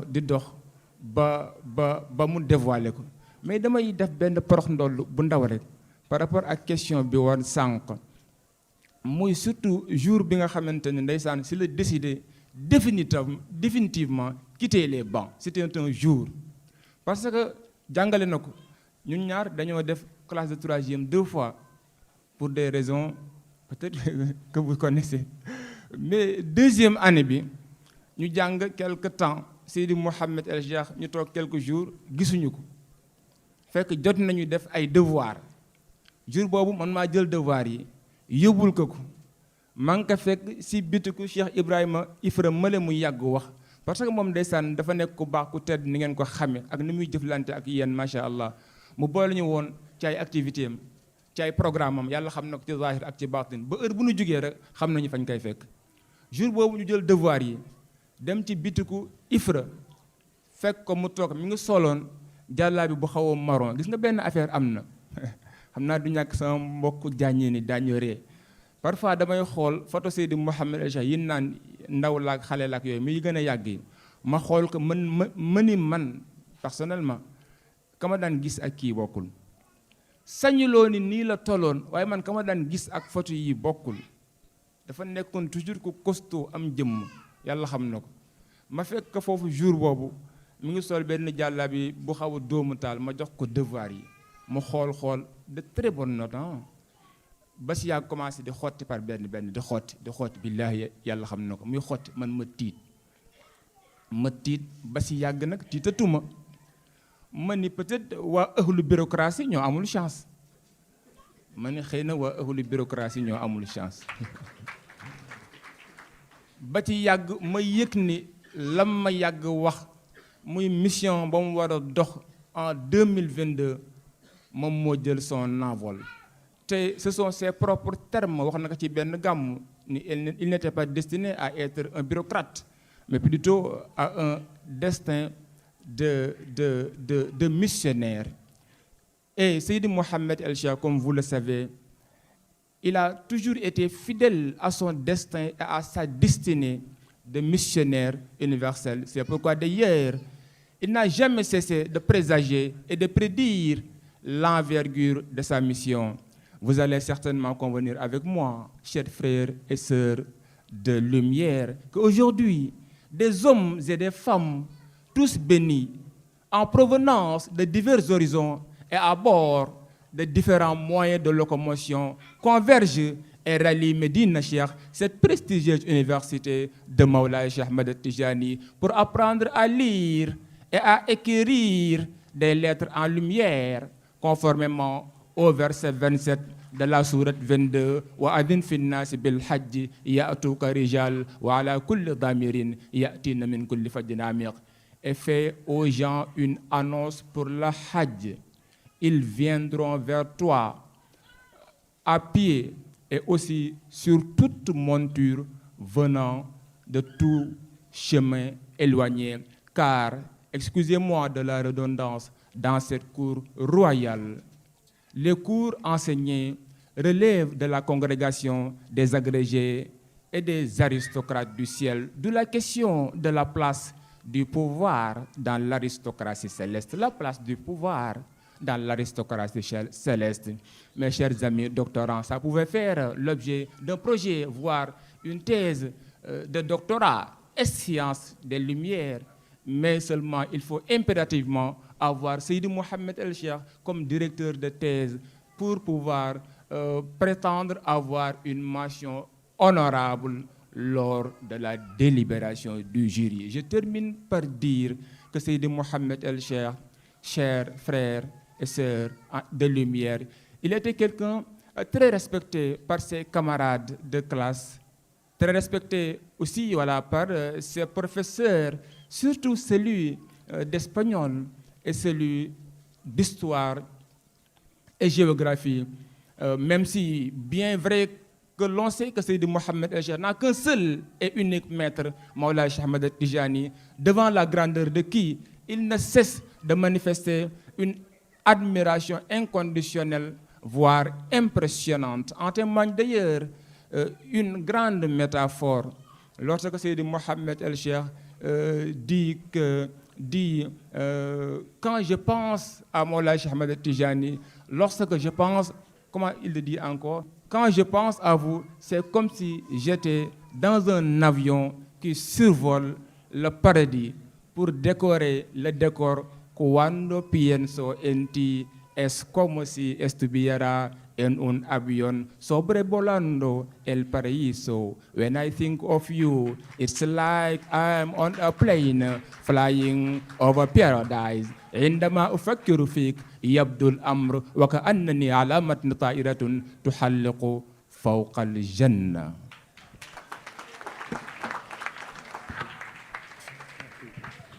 Merci beaucoup, cher Ablaye Fall, pour cette belle envolée lyrique qui a fini de nous transporter dans des mers de lumière. Donc, cher Adama, je vous passe la parole pour notre prochain invité. Masha'Allah. waa mbokk yi kon ñu ngi ci dernier tour de table bi xam naa ñu jéem a jox Khalifa Oumarou Sabali mu daal di terminer Cheikh Ablaye Fall merci encore une fois moom junj na ko mooy gane sik àdduna kii di Seydi Mouhamed El Cheikh ci famille boo xam ne xaadiriya la ak tey jii ni mu représenté ci tarixa Tijaniya njàngat boobu ak yi ci aju yëpp ñu dem ba tey jii ñu ne ëllëg la intronisation Imam Al Mahdi ban analyse nga ciy def. Merci, cher Adama. Par rapport à sa famille et par rapport à la mission de Seydi Mouhamed El Cheikh, je tenais d'abord à dire que les phénomènes mystiques qui se sont produits dans les montagnes du Hijaz ont donné naissance à l'islam. Ces mêmes phénomènes mystiques qui ont eu lieu dans les déserts d'Amousengoun ont donné naissance à la tariqa Tijane. Et ces mêmes phénomènes se sont reproduits au niveau de la vallée du Misra à Saint-Louis du Sénégal, ont donné naissance à ce qui est aujourd'hui Seydi Mouhamed El Cheikh. Donc c'est une évidence que la continuité de la mission prophétique, de la continuité de la mission de la tariqa Tijane est en fait son couronnement et l'avènement de Seydi Mouhamed El Cheikh en un mot. Par rapport à sa famille Shahada proche, je vais juste raconter une anecdote que la maman de Sangebi, Sohna Binta, nous avait raconté la Sainte un jour, car je faisais son interview. Elle m'a dit dans son fort intérieur, elle a toujours su que cet enfant qui est Seydi Mouhamed El Cheikh portait les desseins de l'humanité. Je lui ai demandé comment. Elle me dit qu'il y a eu des signes quand je le portais dans mon ventre. Quand il est né un jour, je vis un homme arabe, imposant et puissant, fendre le ciel et me demanda, suis-je le maire de Seydi Mouhamed El Cheikh? Quand j'asquais ça, il me demanda de tendre les mains. J'ai tendu les mains et il a prié pour moi. Donc ça, c'est des signes que la maman de Seydi Mouhamed El Cheikh a elle-même témoigné. Un autre jour aussi, je lui ai posé la question par rapport à comment elle a vécu elle-même, voir son enfant qui était si brillant à l'école, se lever un jour et dire que je vais arrêter d'aller à l'école car j'ai une mission qu'on m'a confiée. Je pense que la plupart des gens ici, nous sommes des parents. Si notre fils de 12 ans ou bien de 14 ans vient nous dire « nous arrêtons l'école parce que nous avons une mission universelle », je pense que nous serons pris de panique. Et la maman, étant donné qu'elle avait les signes déjà que cet enfant-là n'était pas un enfant ordinaire, un jour lui posa la question, mais mes chers, et ton avenir? Maulana Seydi Mouhamed El Cheikh dit, au moment où j'allais répondre, mon vrai père, vous m'excusez du terme, mon père spirituel, le pôle secoureur, Maulana Ahmed Tijani Sherif, me dit, c'est moi qui vais répondre à ta place. Dis à ta mère que ton avenir est assuré. Et tout individu, toute personne de cet univers, quand il voudra un avenir radieux, viendra vers toi.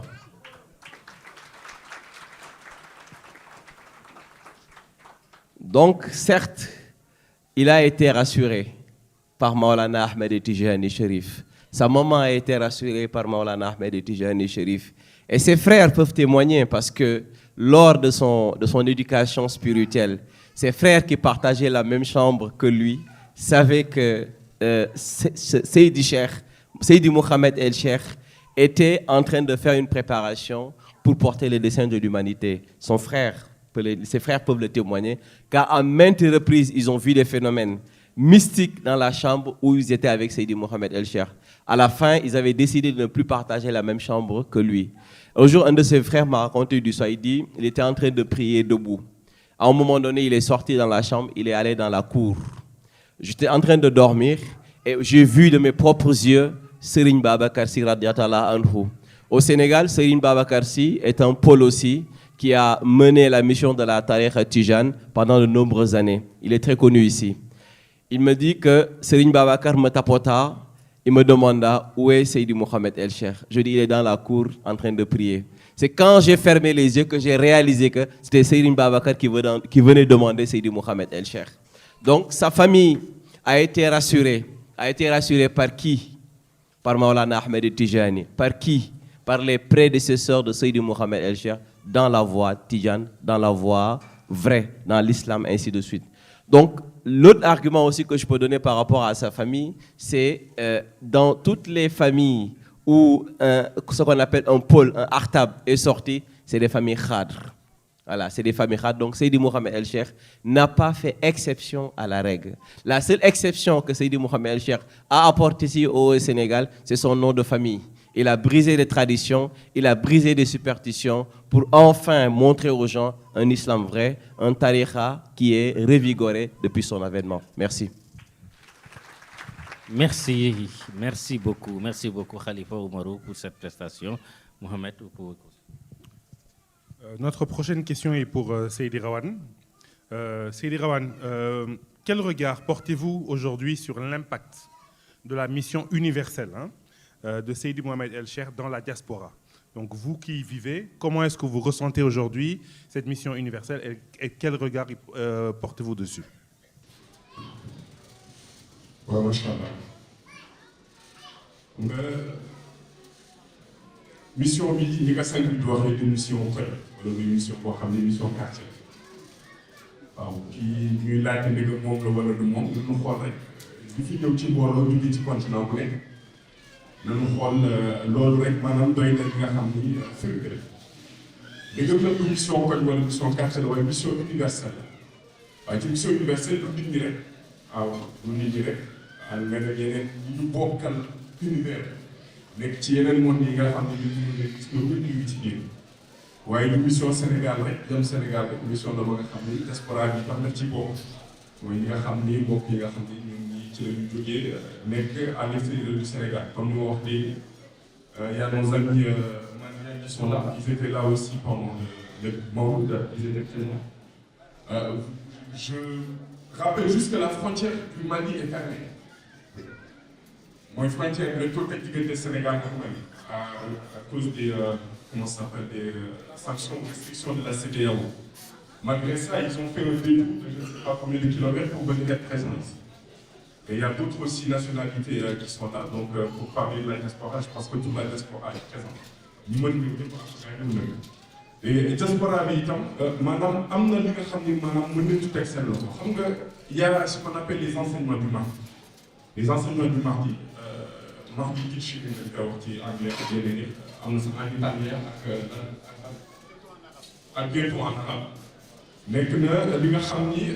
ñun bu ñu xoolee fii ay mën na ni Sénégalais yi ñoo ko bay mais enseignement du Mahdi da nga fay fekk naar da nga fay fekk ñi nga xam ne ay arabe lañ fekk fa ñi nga xam ni continent africain lañ dëkk fekk fa ñi nga xam ne yeneen continent yi lañ dëkk asiatique ak yooyu noonu ñu ci am ay discussion yoo xam ne yu am solo la waaw critique nag moom mooy li nga xam ne moom moo di gën a yomb ci àdduna bi waaye ruux yi nga xam ne maanaam xiif nañu lumière bu ñu déggee kàddu rek dina xam ne loolu dafa am benn mbokk boo xam ne bi ngi ci jotaay bi sax toog daf ma toog fàttali mu envoyé ma benn message bi benn extrait maanaam feewu El Hadj Malick mi ngi wax azka salaatin wa taslimin ala qadri min nuurihi naylun maa ngi naa min anwaar may toog di jàngat loolu ba ci yaakaar ma ni mais min nuurihi naylun maa ngi naa min anwaar mel ko mel loolu sax moom parce que moom mooy source bi nga xam ne lumière bi nga xam ne képp ku am leer ci àdduna bi moom ci moom la waaw ma ni loolu noonu boo seetloo bindu mag yi da koy liir da ngay liir ba ci yaakaar di wax mais mag bi yeneen ci la ñuy tàgg wala moo la chef la ñuy tàgg wala sant bi la ñuy tàgg ak yooyu noonu li wane ne maanaam loolu dafa fort waaw loolu dafa fort am ne li loolu yonent moom doon na yonent bi ba pare ñëw doon Mawlaay Cheikh Ahmed Tidiane te nañu yónnee itam yonent bi yónni Mawlaay Cheikh parce que dama dem fee ñëw fekk fa ay taalibe Mawlaay Cheikh yoo xam ñu ngi jógee Indonésie sër la ñuy woddoo comme suñu jigéen Sénégal yi ñu ngi woddoo ñoom sër la ñuy woddoo ñu ko mu ñëw nekk li nga xam ne du ma marqué lu gis ni ñu toogee ni ñuy situé ak ni ñu soppee situé ak ni ñu fay déglu nga xool Indonésie ni mu sori waaw gis ko ñu wax ko ñu xam ne sër la ñuy sol waaw sër la ñuy tàkk pour ñëw ci loolu la waaye mu doon sànni bi itam li nga xam ne lu am solo la mooy man bu may wax bi ma gën a yéem ci moom mooy capacité bi nga xam ne am na ko moom pour ku ko jegee fële nga bëgg yàlla ba pare duñ ko jaar maanaam boo xoolee ku ne da ngay xool maanaam da nga sànni bi li lay wax maanaam mi ngi nangu ci yow ak ngeen baal ma ci kàddu gi da nga dëgg wala dëgg da ngay xool quelques années avant ngay xam sànni bi xool sa bopp maintenant nga xool ñaata temps nga daan consacré sa bopp pour jaamu yàlla xool léegi ñaata temps ngay consacré pour jaamu yàlla léegi nag jaamu yàlla bu nangu ñun loolu mënuñu ko waaye daal nga def te dama dégg góor ñi di wax ne bu bëggee xam yàlla nan la toll yow ci yàlla da ngay xool yow yàlla nan la toll ci sa journée rek boo ko xoolee xam ne yàlla moom ñu leen ko donc yonent bi ñu yónni ko wa maa arsalnaaka illaa rahmatan lil aalamiin doon pour univers yëpp mu doon pour mbindeef yëpp moo la Cheikh ñu yónni ko mu doon itam rahmatan lil aalamiin waaye sang bi itam ñëw rek doon itam moom tam rahmatan lil aalamiin wassalaamu aleykum. macha allah jërëjëf Seydi Rawane. Oui. Une toute dernière question, Cheikh Moussa Fall, avant de boucler la boucle. On se prépare pour demain, 29 janvier 2022, une date tant attendue. Le début de la mission de Imam Al-Mahdi. Nous en sommes tous convaincus. Quel regard portez-vous sur ce début de mission? Quel regard portez-vous sur le début de la mission? Il peut être porté un triple regard sur la mission universelle. D'abord, d'un point de vue géographique, quand on parle de l'universel, on l'oppose souvent au régional ou au local. D'un point de vue géographique, la mission universelle témoigne de la dimension cosmopolitique du missionnaire Seydi Mohamed El Cheikh. Parce qu'il n'est pas de continent où la lumière de la tariqa Tijane ne résonne pas en son nom. Cheikh Rawane, ici présent, est une voix mieux autorisée que moi pour en dire long. D'abord, du point de vue géographique. Il peut également être porté sur la mission universelle un regard politique. Pas politique au sens sombre du terme, au sens de compétition malsaine pour la conquête pour l'exercice et la conservation du pouvoir, mais politique au sens noble et constructif du terme, au sens d'apporter une pierre à l'édifice du monde. Seydi Mohamed El Cheikh n'a cessé de montrer sa volonté d'apporter au monde une dose de sauvetage. Il faut également admettre en dernier lieu que c'est une mission mystique à forte coloration mystique parce qu'avant tout et après tout, Seydi Mohamed El Cheikh reste un guide spirituel. Les grandes orientations, la conception même de sa mission, lui sont dictées par le ciel. Donc je vois la mission universelle comme une mission qui transcende les frontières d'un espace géographique, une mission aussi qui se débarrasse du carcan étroit de la religion parce que tendant à apporter au bien-être de l'humain quelque chose, mais aussi une mission qui est supportée et qui est supportée par le ciel. Je fais allusion à la dimension mystique de la mission universelle. Je vous remercie.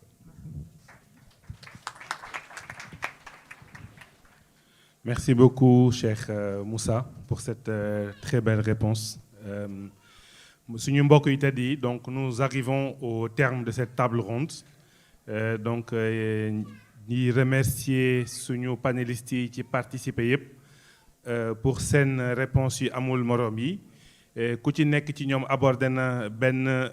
facette, benn dimension, abordé na benn volet ci li mu jot a ñam ci li mu dund ak sang bi wala ci li mu ci xam te loolu mu doon rek loo xam dañu cof rek dañu brosser ndaxte mbir mi riche na